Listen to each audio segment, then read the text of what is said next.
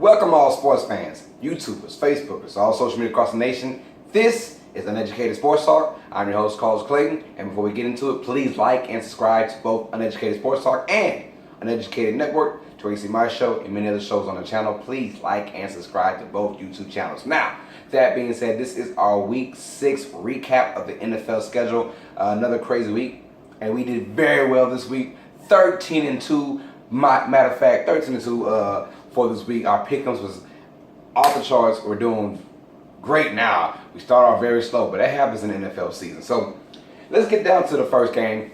It was Philadelphia at the New York Giants. We had picked the Giants as one of our losses that we had. We thought the Giants would go out there and play inspired ball, all the negativity going on, and guess what? This Thursday night game just made things a whole lot more worse than what it is. And well, not what it is worse. It's bad in New York for the Giants fans. And 34-13, beat down from the Philadelphia Eagles. It was no contest pretty much throughout. The Eagles had their way up and down. Carson Wentz is getting into form. I did say that once the Eagles find their form, they are the best team in the NFL, period, in my opinion.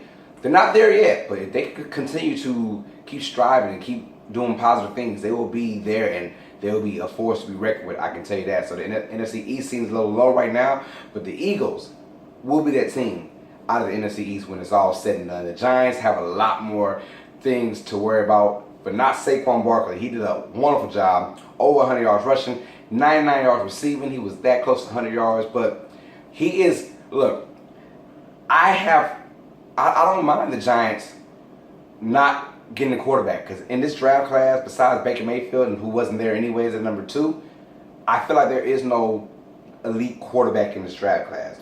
You can find one next year, get your running back, and then you draft someone next year who can probably take the mantle over Eli Manning. I could see that coming. So I think it was pretty wise to go with Saquon Barkley. He's shown that, especially for our fantasy owners, definitely showing that. So Philly wins 34-13. Giants have a lot more questions to answer now.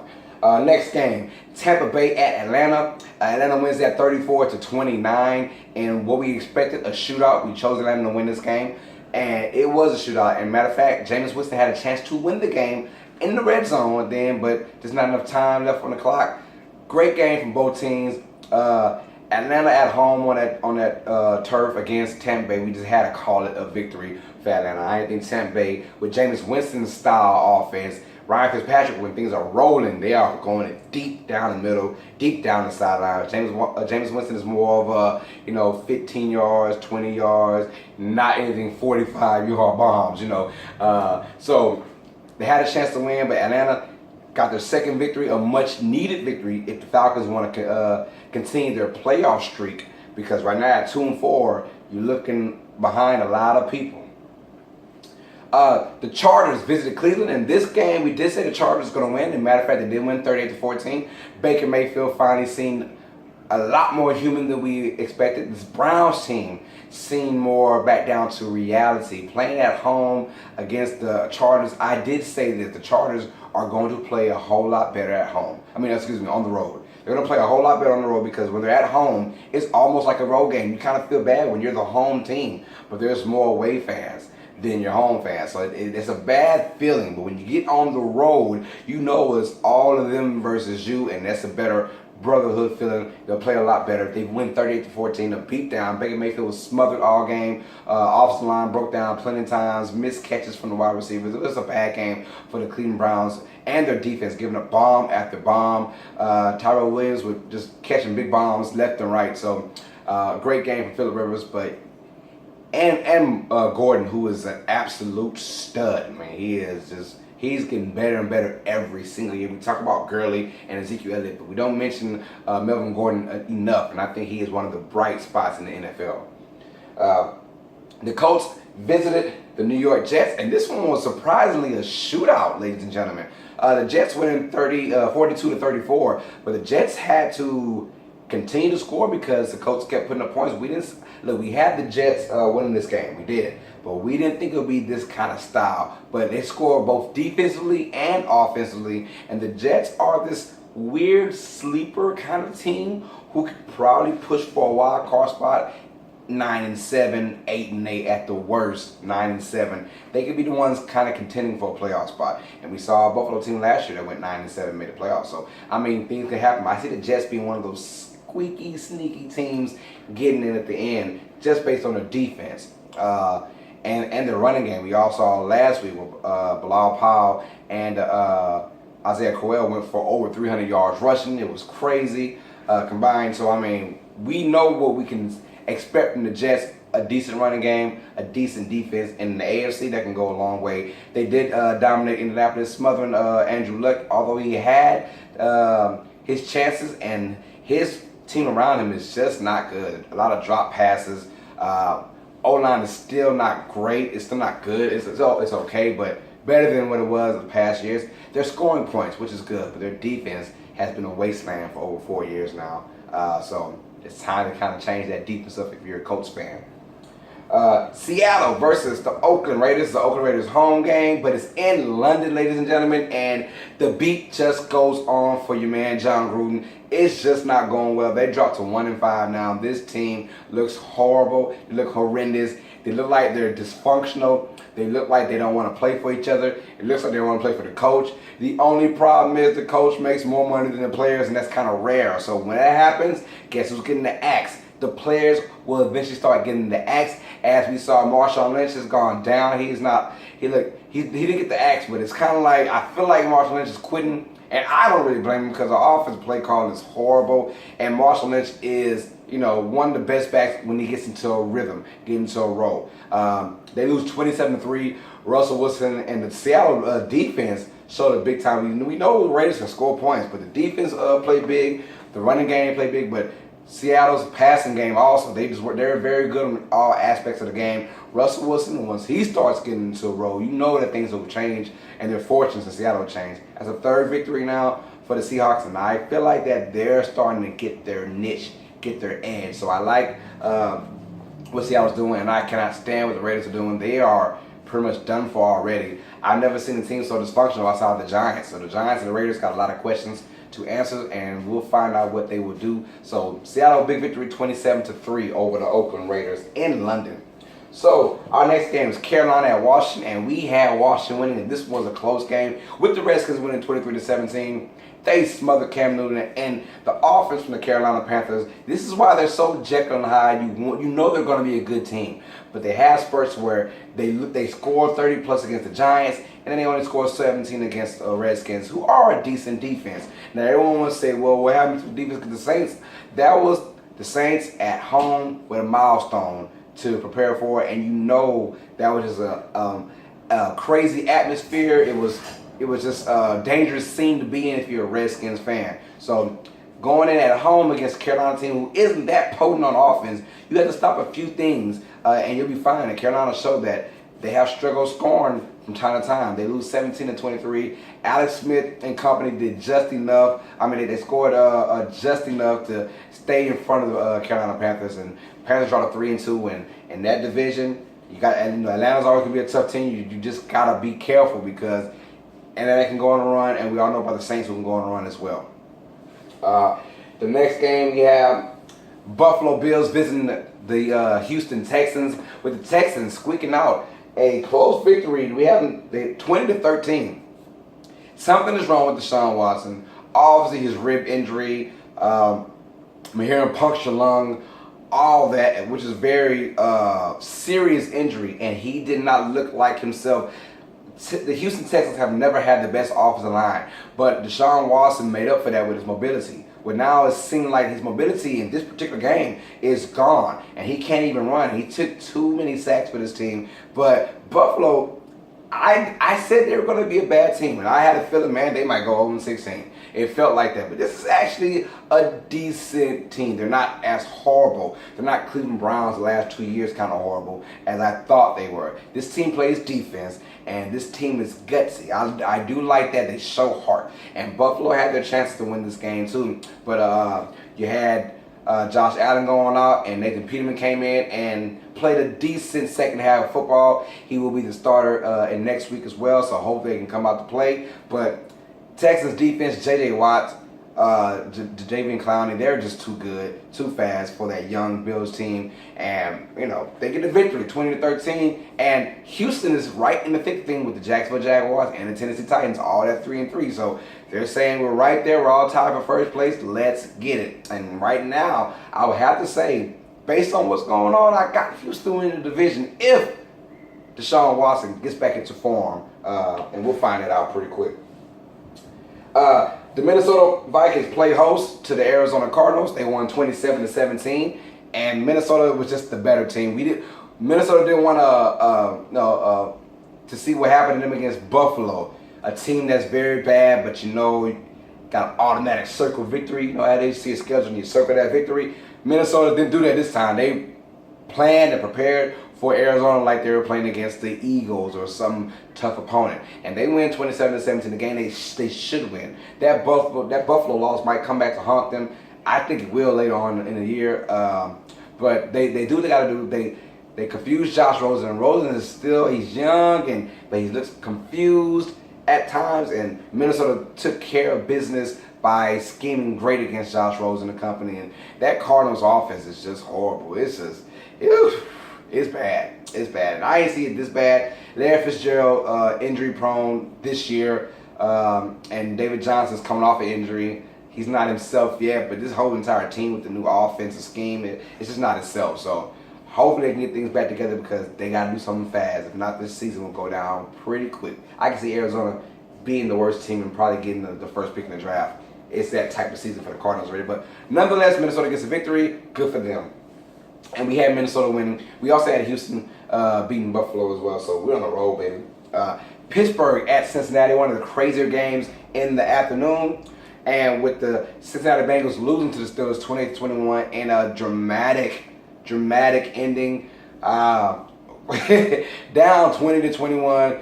Ben Roethlisberger finds Antonio Brown with about less than 20 seconds to go in the game for the game winner pretty much. All they needed was a field goal, but they wanted to give him a touchdown and a 2-point conversion. We had Pittsburgh winning this game. Every time Pittsburgh plays Cincinnati, we all know what's going to happen. It's going to be a physical matchup, and it was very physical. But Pittsburgh usually gets the better end of the deal when it's all said and done. And they did in this game. Cincinnati, we said, not great on offense, but very good. Not great on defense, but very good. But Pittsburgh, for some reason, always has their number. Pittsburgh won this one, Antonio Brown, and let's give credit where credit's due. John Connor, he doesn't know if he's going to be a starter or not for the next upcoming weeks, but the boy goes out there and he plays, and he's putting up Le'Veon Bell type of numbers. He is a great usage for this Pittsburgh Steelers team, and he's just showcasing himself for maybe another team if a deal gets done with Le'Veon Bell. But if it doesn't, he might have a home in Pittsburgh. I mean, he is a Pittsburgh alumni from, University of Pittsburgh, so we all know what he can bring to the table, and I'm just happy for him through what he's been through in life. With the Hodgkin's disease, the cancer he had overcome. So I'm glad that he's overcome that and he's playing lights out football right now.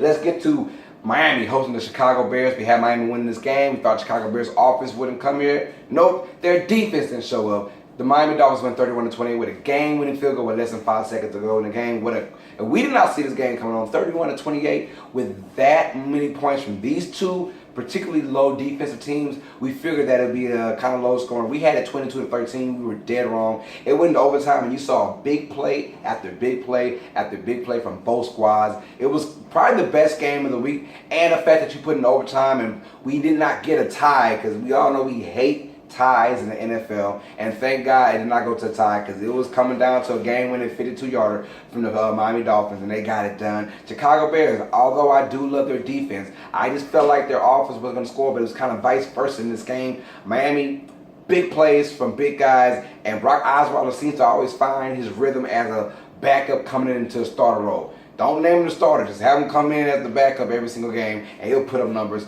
He played pretty well in Ryan Tannehill's absence, so great win for the Dolphins. They're still undefeated at home.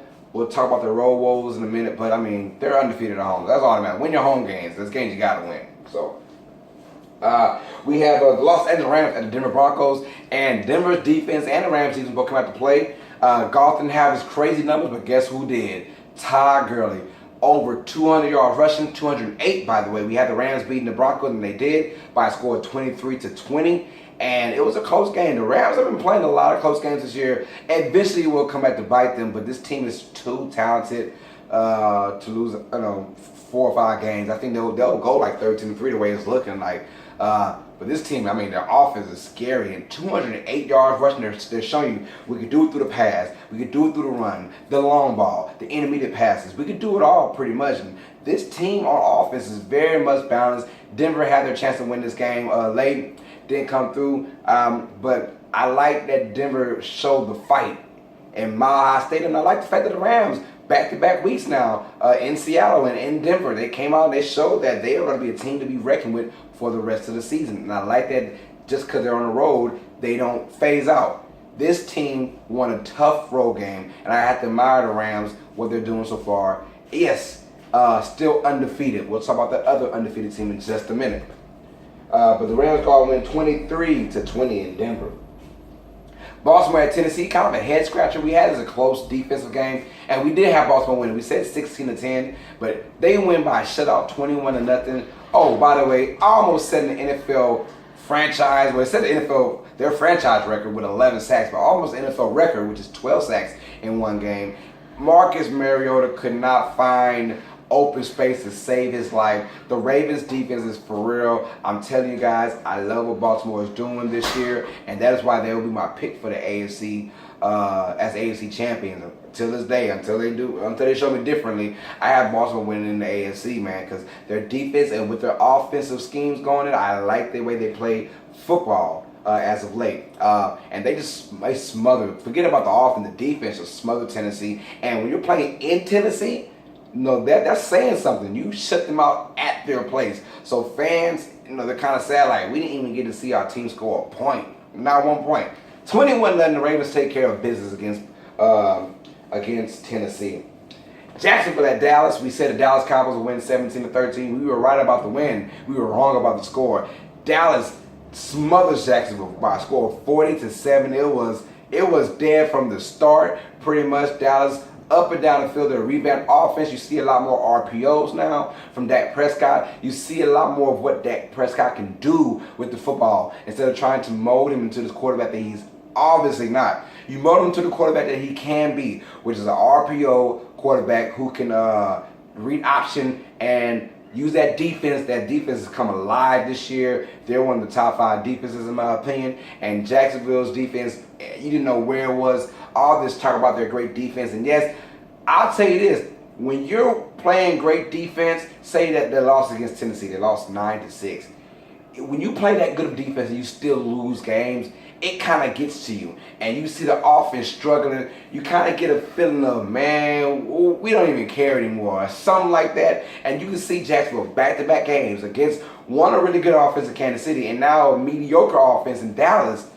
Same results though, give up big plays and big yardage, big numbers, because the offense is going 3 and out and you're steadily on the field every single time. So it's tough to see Jacksonville lose 3 straight games after winning 3 straight games, but that's just reality, man. And obviously Jalen Ramsey, my boy, has nothing to say right now because his offense sucks so bad it's making their defense look bad. And that's never a good thing for a locker room camaraderie and just for a defensive mindset itself.